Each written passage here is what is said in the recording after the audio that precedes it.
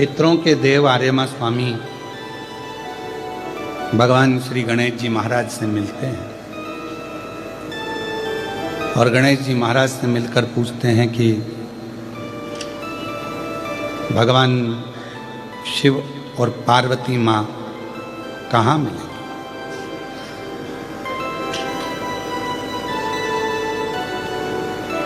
तब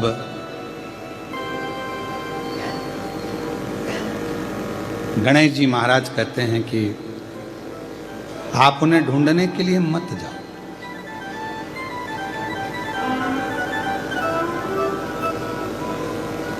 आप ढूंढने क्यों जा रहे हो। शंकर भगवान को ढूंढने जाने की जरूरत नहीं पड़ती। जब हमारे मन में यह भाव आ जाता है कि मुझे शिव को ढूंढना है, तब समझ लेना कि शिव हमारे अंदर आकर बैठ गए। हमने सब दूर ढूंढा, साड़ी कहाँ गई, चूड़ी कहाँ गई, पर खुद ढूंढ रहे हैं, खुद नहीं रखी है। रोज कथा में से सुनते हैं कि भगवान देवाधिदेव महादेव हमारे हृदय में निवास करते हैं, शिव हमारे दिल में है, निर्मल मन सो मोहि पावा। जब भगवान हमारे मन में है, हृदय में है, तो हम उन्हें क्यों ढूंढें, कहाँ ढूंढें, क्यों जाएं ढूंढने। दिल में बैठा है, उसको अंदर ढूंढने का प्रयास करो। थोड़ी देर बैठकर श्री शिवाय नमस्तुभ्यं, थोड़ी देर बैठकर भगवान शंकर के मंत्र उच्चारण करो, नाम जपो।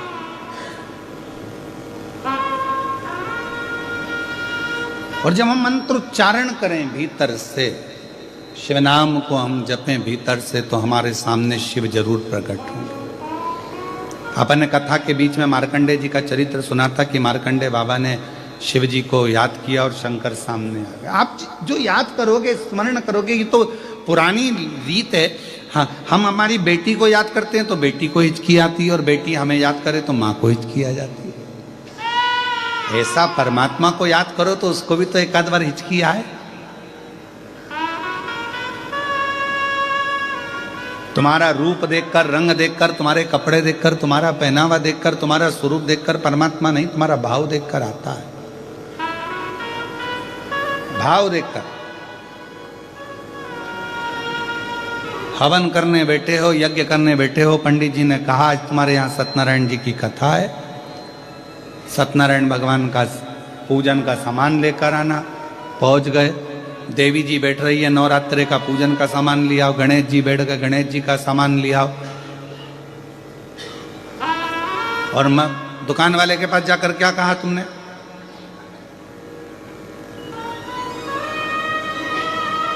भैया 1 किलो घर का घी दे दो।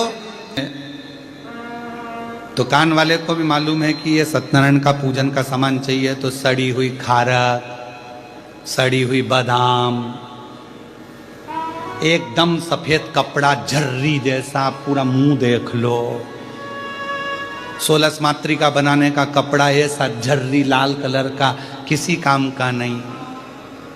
चावल भी ऐसे बांधे जिसमें घुनी घुन, गेहूं ऐसा बांधा, सिंगाड़े भी दिए सूखे वाले तो उसमें घुन भरे पड़े हैं। भैया गणेश जी बिठाना है, पूजन का सामान दे देना, पूजन का घी दे देना। देवी जी बैठ रही है, देवी जी के लिए पूजन का घी दे दो। यज्ञ के लिए यज्ञ का घी दे दो। क्यों? क्योंकि उनको मालूम है दुकान वाले को कि यज्ञ में कौन सा घी देना है, सस्ता, हल्का, चर्बी मिला हुआ, चर्बी मिली हुई है, बेकार है, जो किसी काम का नहीं। जिस घी में बदबू मार रही हो वो परमात्मा के दिए के लिए, यज्ञ के लिए, अनुष्ठान के लिए दे दिया जाता है। क्यों? और घर का घी अच्छा, क्योंकि घर के लोग जरा सा भी घी गड़बड़ खा गए, हॉस्पिटल चले गए तो दुकान वाले को बंद कर दिया जाएगा। भगवान थोड़ी ना आके बोल रहा है कि मेरा हल्का घी है। और फिर सिर पे पल्लू लेके श्री शिवाय नमस्तुभ्यम, श्री शिवाय नमस्तुभ्यम। शंकर जी सोचे 100 रुपए किलो वाली अम्मा घर ले गई 500 का, लाई मंदिर 100 का, शंकर जी पे मल रही और क्या कह रही, बाबा 25 लाख रुपए अटके पड़े हैं, कहीं से दिलवा दो। भगवान के 100 रुपए किलो के घी में तो मैं प्रसन्न होने वाला नहीं हूँ, तेरी बहू 500 में प्रसन्न हो जाए तो उससे मंगवा ले जा, मुझसे क्यों मंगवा ले। हमारी यही कथा लोगों को बुरी लगती है, बस अंतर इतना सा। अब इसमें कुछ बुरा लगने वाली बात है क्या? पर विवाद लोग इसी में छेड़ देते हैं। महाराज ऐसा बोल, कौन ने कहा तुम 100 रुपए का घी दो या 50 रुपए का घी दो या 500 का घी दो? शिव महापुराण तो कह रही है कुछ मत दो, दिल दो ना।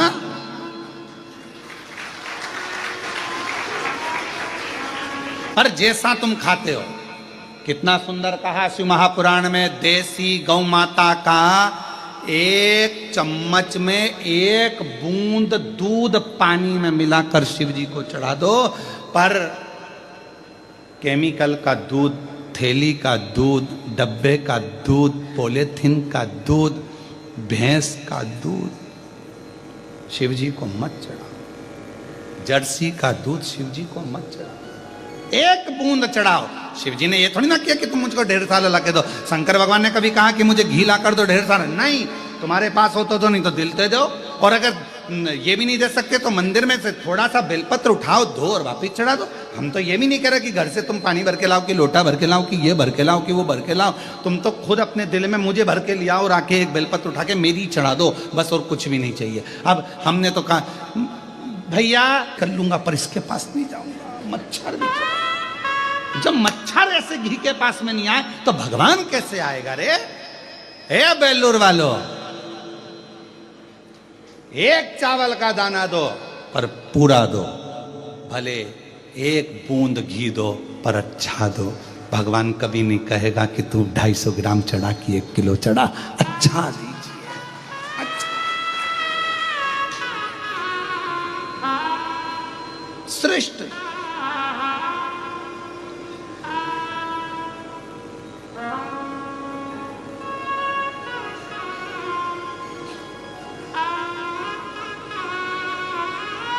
आज हम हमारे गुरु जी को केले से तोलेंगे और केले ऐसे लेके आए कि केले की लेला का पता ठिकाना नहीं मिला। वो केला मालूम पड़े अंदर से दब गया, कछोड़ गया, पूरा केला भी केला, मेरा तो मृत्यु हो चुकी है, अब खाने के लायक ही नहीं बचा, क्या करेंगे? भगवान को चढ़ाया तो ऐसा चढ़ाया, क्या मतलब? नहीं लिखा हमारी पुराणों में, शास्त्रों में कि तुम 10 किलो चढ़ाओ कि 100 किलो चढ़ाओ। पूरी पुराण उठाकर देखना, शिव पुराण में कहीं लिखा हो कि भगवान कह रहे हैं या वेद व्यास जी लिख रहे हैं कि मुझे 10 किलो घी चढ़ाना, कि मुझे दही 1 किलो चढ़ाना, कि 50 किलो मुझे दूध चढ़ाना। कहीं शिव महापुराण के अंदर, लिंग पुराण में, स्कंद पुराण में, कूर्म पुराण में, भविष्य पुराण में, अग्नि पुराण में, पद्म पुराण में, ब्रह्म विवर्त पुराण में, नारद पुराण में, नर्मदा पुराण में, तुम कूर्म पुराण में जितनी पुराण उठाकर देखो, कहीं नहीं लिखा मिलेगा कि भगवान को 100 किलो दूध चढ़ाना कि 101 किलो दही चढ़ाना। बस लिखा है दूध चढ़ाना, लिखा है दही चढ़ाना, लिखा है शहद चढ़ाना, मधु चढ़ाना, पर क्वांटिटी नहीं लिखी। ये नहीं लिखा कि कितना चढ़ाना। भगवान को मालूम है कलयुग बढ़ता चले जाएगा, इस कलिकाल में वेद व्यास जी को मालूम है लोगों के पास में अभाव होगा, नहीं मिलेगी कुछ भाग, तो कम से कम 1 बूंद देना, पर शुद्धता का देना, भाव से देना, मैं स्वीकार कर लूंगा। भगवान स्वीकार मत तो ढेरों में, ढेर सारा मत दीजिए। तुम क्या सोचते हो कि तुम्हारे फ्रिज में रखा रखा सामान खराब हो गया तो वो बर्तन मांजने वाली को दे दोगे? वो बर्तन मांजने वाली इतनी चतुर तुम्हारे यहाँ का ऐसा सड़ा खाएगी? सड़ा तुम्हारे यहाँ से लेकर जाती है, बाहर जाकर पटक देती है, गाय को भी नहीं देती, सुंगरा को देती है, गाय को भी नहीं देती, इतना सड़ा हुआ, क्योंकि तुम्हारी आदत पड़ी है फ्रिज में पहले सड़ाओ, पड़ा है पड़ा है पड़ा है पड़ा है, कोई ने नहीं खाया, फिर आखिरी में देखो 4 दिन पहले का केक रखा है, भाभी ले जाओगी क्या? भाभी क्या हो, रख देना। उनने पन्नी में बांध के दिया, भाभी को मालूम है बदबू मार रहा, कौन मेरे बच्चों को खिला के बीमार करूंगी, ले जाके फेंक दिया। जितने तो तुम ऐसे नहीं जीते, उतने बर्तन वाली ऐसे जीती। और तुम क्या सोच के बैठे हो कि तुम उसको बेकार सब माल दे दोगे, वो खा लेगी ना, नहीं चाहिए उसको।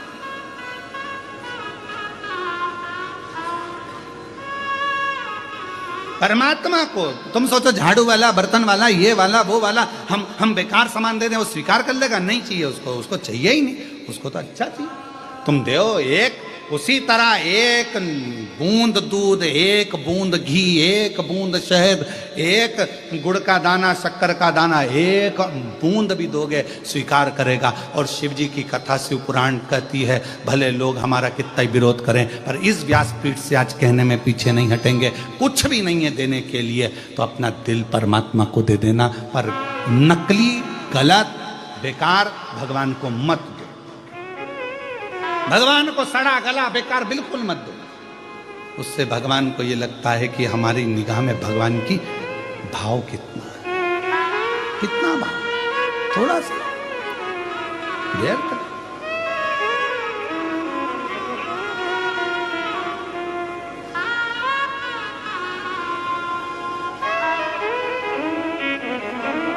कितना भाव। कुबेरेश्वर धाम पर अभी तो जितनी गौ माता हैं हमारे यहाँ, गाय वो दूध नहीं देती हैं, दुधारी गाय नहीं है, क्योंकि ये सब इधर उधर की गाय हैं। तो जिनको लोग छोड़ जाते हैं वहाँ उनकी परवरिश होती है, गौ माता को वहाँ पर रखा जाता है, सेवा होती है, तो दूध नहीं देती। पर अभी हमने कुछ समय पहले आशीष जी को बोला है कि कुबेरेश्वर धाम पर भी थोड़ी दुधारी गाय रखो, तो ये बाहर का जो केमिकल का दूध है वो मंदिर के अंदर नहीं आना चाहिए। मंदिर में गौ माता का देसी गाय का दूध ही शिव जी को चढ़े, ऐसा प्रयास करें। बाहर का दूध अंदर आना बंद कर दिया, गौ माता का दूध ही वहां चढ़े, बस भले एक बूंद चढ़े, पानी मिला। आप लोगों को कोई कहे कि भगवान को इतना सामान लगेगा, नहीं नहीं नहीं, भगवान को तो थोड़ा चाहिए, पर अच्छा श्रेष्ठ। भजन करना है आपको, आपको 10 भजन नहीं आते, एक भजन करो, 2 मिनट का करो। श्री शिवाय नमस्तु, श्री शिवाय नमस्तु, थोड़ा करो, बस बहुत है उतना, ज्यादा नहीं, बहुत उतने में हम लोग स्वीकार कर लेते। कोई तुमसे कहे 24 घंटे भगवान का भजन करना पड़ेगा, 24 घंटे साधना करना पड़ेगा, 24 घंटे नेत्र बंद करके बैठना पड़ेगा, 24 घंटे भगवान का भजन करो, बिल्कुल कह देना हमारे पास टाइम नहीं है। 1 मिनट करो, 1 क्षण करो, बस उतना करो कि परमात्मा से निगाह मिल जाए। ये आज का समय और पुराने समय में कितना अंतर। पहले के समय में लड़की ट्रे लेकर आती थी, चाय की ट्रे रखती थी, लड़के से निगाह मिलती थी, ब्याह पक्का हो जाता था और सालों साल वो ब्याह चलता था। आज के ज़माने में लड़की को लड़के से मिलाओ, 1 घंटा बात कराओ, फिर होटल में मिलाओ, 2 घंटा वहाँ बात हुई, इसके बाद रिश्ता पक्का हो गया, मोबाइल पे रात को 3-3 बजे तक लगे रहे, फिर इसके बाद ब्याह पक्का हो गया, मालूम पड़े आखिरी में तलाक हो गया। क्या मतलब का? एक क्षण भगवान से नेत्र मिलाओ, एक क्षण परमात्मा का भजन करो, एक क्षण उसके पास जाओ। जरूरी नहीं है कि कृष्णेश्वर बाबा के मंदिर में जाएंगे तो अंदर ही जाना जरूरी है, आप तो बाहर बैठकर उससे निगाह तो मिला लो, एक बार दिल से जाकर उसको दर्शन तो कर लो। तुम्हें अंदर जाने की जरूरत नहीं पड़ेगी, वो खुद बाहर आ जाएगा तुमसे मिलने के लिए। तुम दिल से उसको पुकारो तो पुकारो। रोज वो हितेश हमसे बोलता है, रोज बोले गुरुजी मंदिर में चले दर्शन करने के लिए, अंदर चले। हमने कहा इतने भक्त दर्शन करने आ रहे हैं, हमारे जाने से प्रॉब्लम होती है, लोग इकट्ठे हो जाते हैं, फिर अंदर जा नहीं पाते, लोगों को दर्शन सही से नहीं होता है। हम नहीं, हम बाहर से कर लेंगे, एक दिन चले गए, दर्शन हो गए, बाहर से कर लेंगे, बस वो खुद आए मिलने के लिए, खुद। भक्ति ऐसी,